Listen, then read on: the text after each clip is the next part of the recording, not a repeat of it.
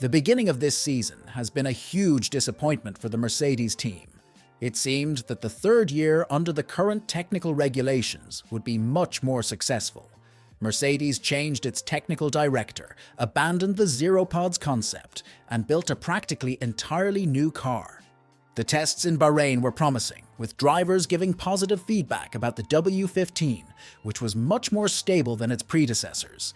However, the first Grand Prix turned out to be a failure. Cooling issues that plagued the car in the Bahrain Grand Prix initially seemed like a minor problem, with the team assuming it was just a matter of incorrect cooling settings. But subsequent Grand Prix races revealed significant fundamental flaws in the car that the team couldn't understand. Instability in high-speed corners, sensitivity to weather conditions, and characteristics that didn't make sense, as the increased level of downforce generated by the car didn't translate into additional performance on the track. The desire to catch up with Red Bull and compete for victories again has turned into even further lagging behind, as well as a battle with McLaren and Aston Martin. Toto Wolff expressed his thoughts on this matter, acknowledging that the current state of Mercedes does not match their ambitions. If your expectation is eventually to race for wins and championships, then you can say we're in a bit of a no man's land because Max and Red Bull are far ahead.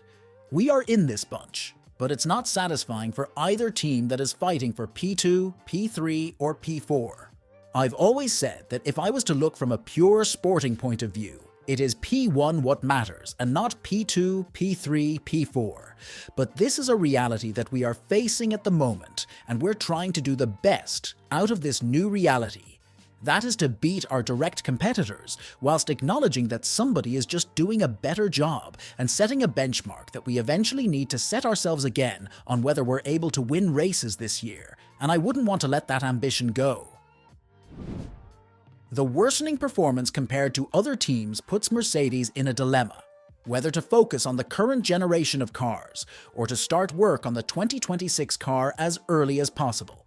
The current regulations will be in effect for another 2 years, making this year extremely crucial for Mercedes.